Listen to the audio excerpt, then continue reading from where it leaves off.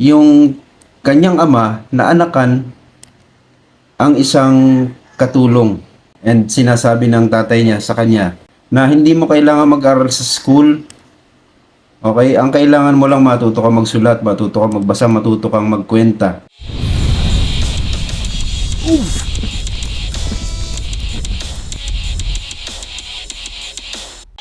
Ako po ay isang Filipino. Marami pa ako nabalitaan. I-deport daw po ako. Ang kalit. Yung sarili kong ina, iniwanan ako. Yon, good day guys, nandito po muli si Daddy Bean and maligayang pagbabalik sa Daddy Bean channel. Nung nakarang linggo ko pa to gustong lagyan ng ng reaction, no. Pero ang hirap kasing i-check nitong problema ni Bamban Mayor Alice Gu, no. Sobrang nakakalito. Yung unang hearing sa Senado, sobrang nakakalito. And yun, oo nga pala. Maraming salamat muli sa mga sumusuporta sa atin, no, and yung sa mga bumati sa atin nung kahapon kasi anniversary ng Daddy Bean channel kahapon. So yun, maraming salamat po sa inyo sa patuloy niyo suporta. And ituloy na natin itong kay Mayor Alice Gu, no. Sa sobrang nakakalito nitong kay Mayor Alice Gu, marami sa mga kababayan natin ang nagpapahayag ng posibleng ito daw si Mayor Alice Gu ay isa sa mga espiya ng China, o yung tinatawag nila na splinter cell.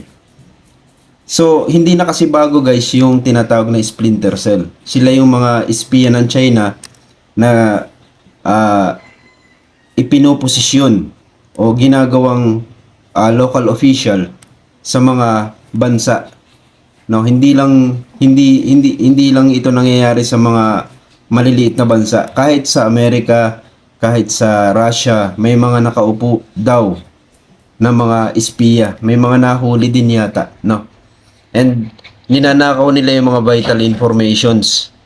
And hindi lang sa mga pati sa mga malalaking kumpanya sa iba't ibang bansa, pinapaupo rin nila ang mga Chinese citizens nila.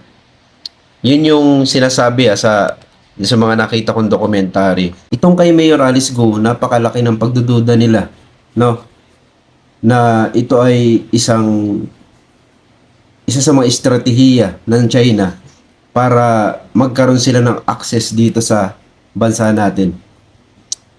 Although kahapon nakita ko yung interview, ito mismo yun, kumuha lang ako ng clip sa Reels, no.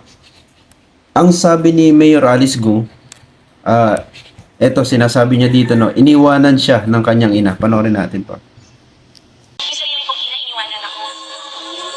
Ngayon, yung sarili ko bang bansa, tatalikuran ako. I-deport po ako. Saan po kayo i-deport? Malaysia, China, Singapore. Isa lang po ang passport ko po. Ako po ay isang Filipino.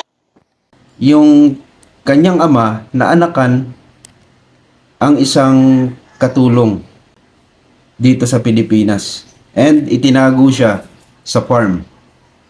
So doon niya nalaman yung tungkol sa pag-aalaga ng baboy at pagsasaka. So hindi siya nag-i-school, homeschool yata ang ginagawa nila. And sinasabi ng tatay niya sa kanya, no, siguro ikinikwento ko lang yung mga napakinggan ko kahapon, na hindi mo kailangan mag-aral sa school. Okay, ang kailangan mo lang matuto kang magsulat, matuto kang magbasa, matuto kang magkwenta, and iba pang mga skills na kailangan mo. Kung totoo yung sinasabi ni Mayor Alice, pwede nating makita na kaya siya ganito, na nag-hesitate siya o nagdadalawang isip siyang ilabas ito sa Senado, no, kung totoo yung sinasabi niya. Pero what if kung ito ay isa lamang gawa-gawang kwento, 'di ba?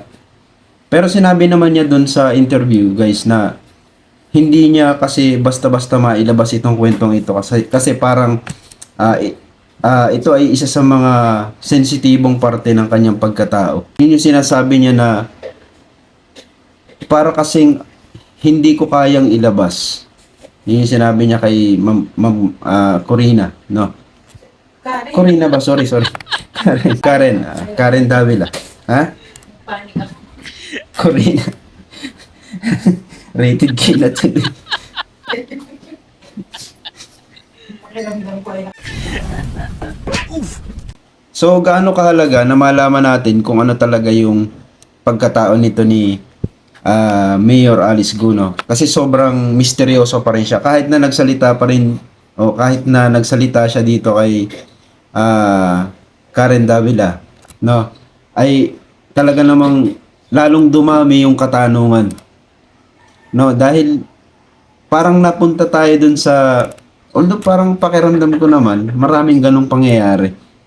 Yung isang Chinese na amo na anakan yung kanyang kanyang katulong sa kanyang halimbawa tindahan or farm or something, pabrika. Then yung anak nila ay masasabi nating isa ring Chinese. So dun sa part na yun, parang sinasabi ni Mayor Alice Go na pinapipili siya kung anong gusto mo, maging Chinese ka ba o maging Pilipino ka. Pinili daw niya maging Pilipino. Okay. And tinanong din siya dito, guys, kung gaano katotoo yung tungkol sa kanyang sasakyan, yung sa kanyang mga properties, sa kanyang mga helicopter, ay yung sa kanyang helicopters. Sinabi naman niya na totoo yun. Pero nabenta na niya yung mga properties na yun. 'Di ba? Pero ano yung patunay? No? Kaya mas maganda talaga na maimbestigahan talaga kung ano yung mga fact sa pagkatao ni Mayor Alice Go para masasabi natin na hindi talaga siya espiya. Kasi may mga ganitong pagkakataon, guys, na may mga Chinese, mga Filipino-Chinese na nakikipag-coordinate, no, sa kanilang bansa, at kahit pa hindi naman siya espiya, kapag ikaw ay merong dugong Chinese, pwede kang yung parang bigla kang pwedeng maging espiya. May ganun eh. And wala kang magagawa, lalo na kung halimbawa hawak ka ng China. And sinasabi pa rin dito ni Mayor Alice na isa talaga siyang Pilipino, which is hindi pa naman tayo doon makakakontra. Bakit? Kasi nga nandito siya sa bansa natin, naging mayor pa siya. 'Di ba? Paano siya naging mayor kung hindi naman siya isang Pilipino? 'Yun ang isa sa mga fact na masasabi natin. As of now, parang naguguluhan pa rin tayo. Pero darating, guys, yung panahon, malapit na yan. Tingin ko magpapatawag sila ng mga investigation bodies. Pwede rin hindi kasi sa Senate hearing kasi hindi ganun kaano eh. Pero hindi ko alam kung anong gagawin nila dito. Pero posibleng sa mga susunod na linggo, magkaroon ng masinsinang investigation and mas marami tayong malalaman na katotohanan tungkol kay Mayor Alice Go. Hindi nang gagaling sa kanya, kundi galing sa mismong nag-iimbestiga sa kanya, which is yun yung mga pwede nating panghawakan, no? And o nga pala, sinasabi rin pala ng mga taga Bamban, Tarlac, no, na kilala talaga nila si Mayor Alice Go. May mga nagtatanggol sa kanya dito. Matagal na daw nilang kilala, bata pa nandun na daw sa kanila. Pero yun yung sinasabi nila. So hindi naman ang pagiging pagminsan yung mga pag-ispiya, no, ng China, hindi talaga yan masasabing sa maikling panahon lang, no. May mga pagkakataon na yung mga mission ng mga espiya ng China ay tumatagal ng dekada, no. Pag minsan sobrang matanda na sila, saka lang nila napupulfill yung mission nila. So hindi yan saglit na panahon, no. Pero yun, hintayin na lang natin kung ano yung masasabi nating totoo talaga dito kay Mayor Alice Go. Kasi sa ngayon, ang alam natin, isa siyang mayor ng Bamban, Tarlac, isang mayamang mayor, no. Sipin mo, may mga sasakyan siya na ganun. Magkano yung McLaren na kotse? Nasa 30 milyones. Helicopter, mas mahal pa yun. Tapos sasabihin niya, babuyan lang daw, di ba? So hindi pa rin maaalis din dito, guys, yung ano. Hindi rin dito maaalis yung kahit pa sabihin niyo na Pilipino siya, involved pa rin siya sa Pogo, no? Connected pa rin siya sa Pogo. And yun ay laganap sa kanyang lugar. Sobrang laganap. Nasa mismong lupa niya na sinasabi naman niya na naibenta na niya. Pero yung link niya sa Pogo, iniimbestigahan pa yan. Pero makikita rin natin sa mga susunod na linggo, no? Kasi as of now, nakikita natin na malaya pa rin si Mayor Gu. Kasi nga, ano pa rin siya? Wala pang naisasampang kaso sa kanya kasi under ano pa siya, iniimbestigahan pa siya. So ngayon guys, ang pinakang situation nitong si Mayor Alice Gu ay unang-una nung nakaraang araw, tinanggalan siya ng authority sa Bamban Tarlac Police Station. Yun yung pinakang isa sa mga move ng gobyerno natin, no? Bakit? Kasi kung wala na siyang kontrol sa kapulisan, hindi niya magagawa yung mga gusto niya. Hindi siya makakapag-utos sa mga kapulisan natin. Kasi yun yung pwedeng humuli sa kanya just in case, no? So kung tinanggalan ng authority sa pulis ang mayor, ibig sabihin wala siyang kontrol dito. Ang nagko-control sa mga pulis na yan ay ibang sangay ng gobyerno natin o ibang opisyal. And kasunod, pwede siyang masuspindi, no, sa pagiging mayor, no.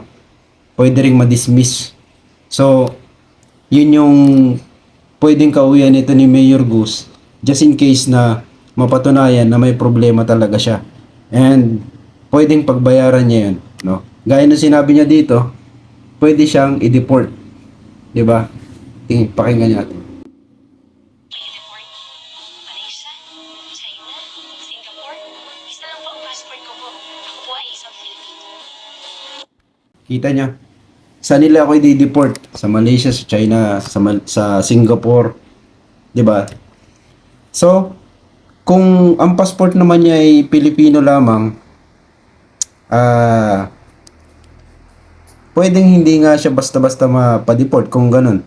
Kasi hindi naman siya galing sa wala naman siyang citizenship sa ibang bansa. So paano mo i-deport yung isang tao na hindi naman citizen ng ibang bansa?